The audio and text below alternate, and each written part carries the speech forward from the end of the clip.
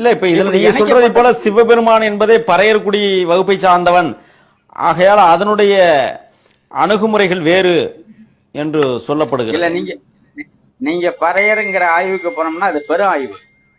பறைதல் என்றால் பேசுதல். கண்டிப்பா. பறையர் என்றால் ஒட்டுமொத்த தமிழர்களும் பறையர்கள். அதை புரிஞ்சுக்கணும். நிச்சயமா. ஆமா. உலகத்திலேயே கல் தோன்றி மண் தோன்றா காலத்தே வாழோடு முன் தோன்றி மூத்த குடியன்னா. அதை விட அன்னைய காலகட்டத்தில் உலகம் மாந்தையனெல்லாம் மொழி உருவாவல, கை சாடை காட்டி தான் பேசிக்கணும். இப்ப உங்களுக்கு தமிழ் தெரியும், வேற எந்த மொழியும் தெரியாது. நீங்க மராத்திக்கு போறீங்க, ஒரு மராத்தியங்கிட்ட பேசுறீங்க, அவனுக்கு மராத்தி தவிர வேற எதுவும் தெரியாது. உங்களுக்கு அடிப்படை தேவை முதல்ல குடி தண்ணி வேணும். என்ன கேட்பீங்க? நீங்க தண்ணின்னு கேட்டா அவனுக்கு புரியாது, சாப்பாடு கேட்டா புரியாது. அப்ப என்ன சொல்லுவீங்க? அந்த இயற்கை மொழி ஒண்ணு இருக்கு, கையை காட்டிய தண்ணிம்பீங்க, அப்ப அவன் புரிஞ்சுக்குவான். ஆமா, செய்கை மொழி. இததான் கையினால் உரைங்கிறது. கையால கருத்தை உரைச்சிக்கின்னு இருந்த காலம். கையினால் உரை காலம் இருந்திட பைய நாவ் அசைத்த பைந்தமிழ் அப்படின்னா. இப்ப சொற்கள் மூலம் கருத்தை வெளிப்படுத்தின மொழி தமிழ் மொழி. அது உலகத்துல முதல் மொழி. அப்ப தமிழன் தான் முதல்ல பேசணுமா? புரியுதுங்களா? அப்ப முதல்ல பேசின பேச்சுக்கு பறைதல் என்று பொருள். பறைதல் என்றால் பேசுதல் என்று பொருள். அப்ப பறைதல் என்றால் பேசுதல், பறையன் என்றால் பேச தெரிந்தவன் என்று பொருள். கண்டிப்பா கண்டிப்பா.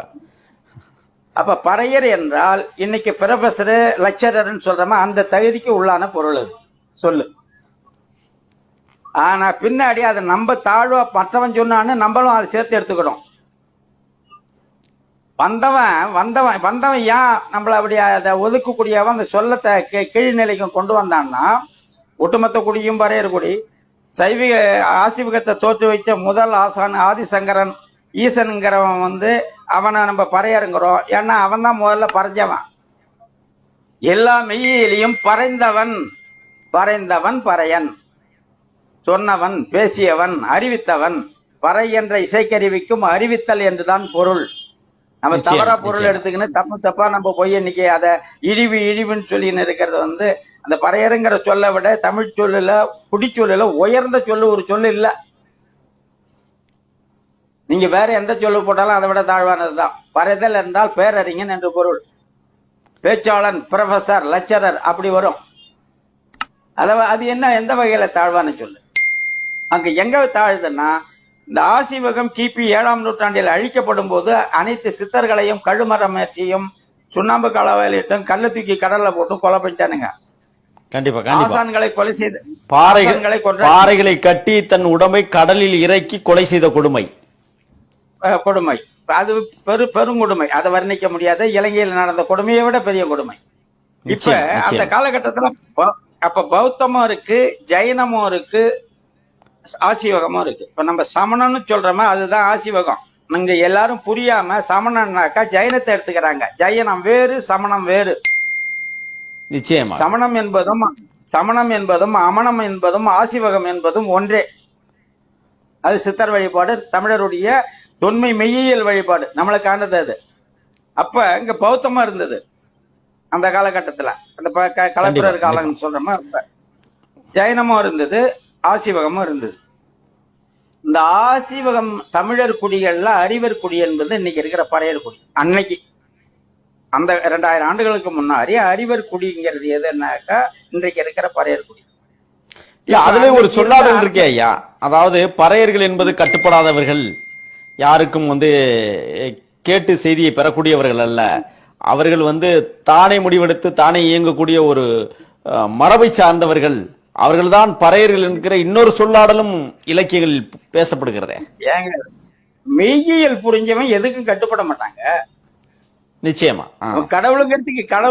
கடவுளுன்னா என்னன்னு அவனுக்கு தெரியும். அவன் போய் எவனுக்கு கட்டுப்படுவான்? பேரறிஞ யாருக்கு கட்டுப்பட முடியும்? நிச்சயமா. பெரும் புலவர் நம்ம வரலாற்றுல பார்த்திருக்கோம். புலவர் ஒரு அரசனுடைய கட்டல்ல போய் படுத்துட்டாரு, அவர் விசர்னாருன்னு சொல்றோம். அப்ப எங்க அரசனை விட அவன் அறிஞன்கிறதால தானே மரியாதை கொடுக்குறான். ஆமா, நிச்சயமாக நிச்சயமாக. அப்ப அந்த வள்ளுவர், சான்றோர், அந்தனர், பார்ப்பனருங்கிற குடிப்பட்டெல்லாம் பறையர் குடியில இருந்தது அன்னைக்கு. இவங்க தான் தமிழ் குடியில அறிஞர் குடி. இப்ப அரசர் குடின்னு யார் சொல்லிக்கிறாங்களோ, இப்ப வன்னியர் நாங்க அரசர் குடி ஆண்டோன்னு சொல்றாங்கல்ல, அப்ப இவங்க அரசர் குடியா இருக்கும்போது அரசனுக்கு ராஜகுரு அப்படின்னு சொல்றோம்ல, அரசு ஆலோசகர், அந்த இடத்துல இருந்தது பறையர்குடி. இந்த புரிதல் வேணும்.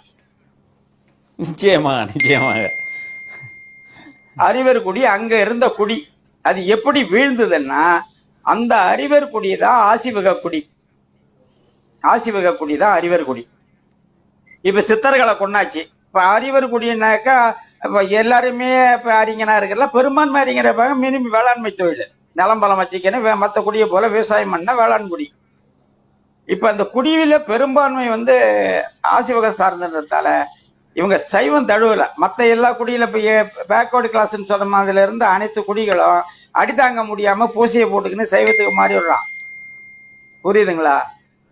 ஆனா இந்த சைவத்தை இங்க உருவாக்கி இவ்வளவு கொடுமைகளையும் செய்தது பிராமணர் குடியோட வேளாளர் குடி. சைவ வேளாளர் குடி தான் இதனையும் அரங்கேற்றம் பண்ணுச்சு.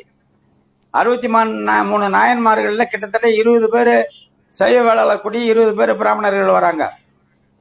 இல்ல அதுல குறிப்பாக கிட்டத்தட்ட 25க்கும் மேற்பட்டவர்கள் பறையக்குடியை சேர்ந்தவர்கள் என்பதாக வரலாற்று ஆய்வுகள் சொல்லப்படுகிறது. இல்ல இல்ல, அது அது நீங்க ஆசிவகம் நீங்க ஆய்வு பண்ணீங்கன்னா தெரியும். அந்த அந்த சைவம் சேரலைங்கிற ஒரே காரணத்துக்காக தான் ஆசிவக குடியை நிலம்பலங்களை புடுங்கிக் கொண்டு அவர்களை நிலமற்ற குடிகளாக, உரிமையற்ற குடிகளாக ஊருக்கும் புறத்தே தள்ளியது அக்காலத்தில் தான், பல்லவர்கள் காலத்துல தான். இல்ல இது இன்னொரு செய்தி இருக்குங்கய்யா. வரலாற்று ஆய்வின்படி தென்மேற்கு பருவக்காற்றுகள் தொடங்குகிற காரணத்தில் ஆதிக்க குடிகளுடைய சுவாசிக்கிற அந்த காற்று மண்டலங்கள் தென்பகுதிக்கும் கிழக்கு பகுதிக்கும் செல்கிறது. அந்த பகுதியில் பறையர் குடிதான் இடம்பெற வேண்டும். எக்காலத்தை கொண்டும் வடக்கிற்கும் மேற்கிற்கும் பறையர் குடிகள் இருக்கக்கூடாது என்பது விதியாகவே மாற்றப்பட்டதாக மன்னர் ஆட்சி முறை தத்துவங்களில் பேசப்படுகிறதே. அது எந்த காலகட்டம்? இல்ல பொதுவாக பல்லவர் காலத்திற்கு பிறகுதான் அது பேசப்படுகிறது. பல்லவர்களுக்கு பிறகு நிலைமை வேறு. நான் சொல்றது பல்லவர்களுக்கு முன்னாடி. பல்லவர்களுக்கு முன்னாடி பறையர் குடிங்கிறத அறிவர் குடி, தமிழ் இனத்தினுடைய சான்றோர் குடி. அது அன்னைக்கு ஒதுக்கப்பட்டுட்டா அது வேலை முடிஞ்சு போச்சு. அதை ஓரம் கட்டிட்டான். அந்த குடிக்கு கல்வி அறிவும் பொருளாதார எதுவும் கொடுக்க கூடாதுன்னு முடிவு கட்டிட்டான். இன்னைக்கு தமிழர் குடி எழுந்ததுன்னா தமிழ் இனம் எழுந்துடும். புரியுதுங்களா? கண்டிப்பா கண்டிப்பா. பறையர் குடி எழுந்துட்டுனாக்கா ஒட்டுமொத்த தமிழ் இனமும் எழுந்துடும். ஏன்னா அது ஏற்கனவே அறிவர் குடி, மரபுல அறிவர் இருக்கு. அப்ப எழுந்தான்னா திரும்பி தமிழர் குடியவே அறிவர் குடியா மாத்திடுவோம், புரட்சி ஏற்பட்டுடும். அதுக்காக தான் திட்டமிட்டு இன்னைய வரைக்கும் அவங்களை அழித்தியே வச்சிருக்கணும்னு வச்சிருக்கிறது. அடக்கும் முறைகளில் இருந்தால் புரட்சி வெடிக்கும். ஆமா, எதுக்கும் பிறகு இந்த இங்க வந்துடுறாங்கல்ல, சைவம் தழுவி விடுறாங்கல்ல, மத்த குடிகள் எல்லாம் சைவம் தழுவி விடுறாங்கல்ல. சைவம் தழுவின பிறகும் இங்க பேரரசு பார்ப்பனிய கட்டுப்பாட்டுக்கு கீழே ஆலோசகராக கொண்ட அரசு தான் இந்த நடைமுறைகளை கையாண்டது.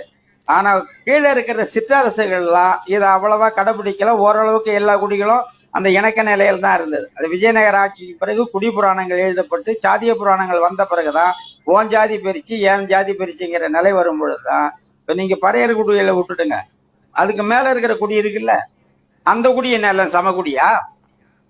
இன்னைக்கு எனக்கு வனவு தெரிஞ்சே, நான் சின்ன பிள்ளையா இருக்கும் போது பக்கத்து ஊர்ல ரெட்டியார் வீடு, நாய்க்கர் வீடு இருக்கிற இடத்துல படையாச்சி கை கட்டி நின்னத்தை நான் கண்ணால பாத்திருக்கேன். என் அப்பன் பாட்டன் கை கட்டி நின்னத்தை நான் பாத்திருக்கேன். இப்ப அவங்களுக்கு பறையரும் படையாச்சி ரெண்டும் ஒண்ணுதான். நிச்சயமா நிச்சயமா. அதானே வர்ணாசிரம கோட்பாடு. ஆமா, அந்த புரிதல் வேணும். தமிழ் குடியில நம்ம என்னை விட ஒருத்தவன் கீழே இருக்கான்னு நீ நினைச்சின்னு பெருமைப்பட்டுக்கலாம் மோஞ்சி.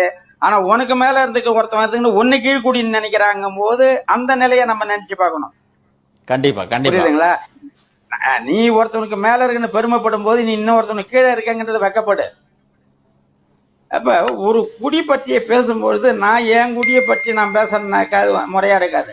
நான் இப்ப என்னினும் கீழே இருக்கிற குடியா வைக்கப்பட்டு இருக்கிற பறையர் குடியுடைய மேன்மையை பத்தி பேசும்போதுதான் அது சரியானதா இருக்கும்.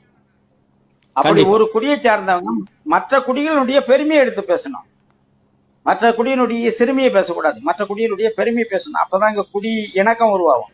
அந்த வகையில தான் இன்னைக்கு நான் முதல்ல ஆசிவக ஆய்வு, இந்த வரலாற்று ஆய்வுகள் எல்லாம் போனதுக்கு அடிப்படை காரணமே பறையர்குடி என்பது கீழ்குடியா ஏன் ஆக்கப்பட்டது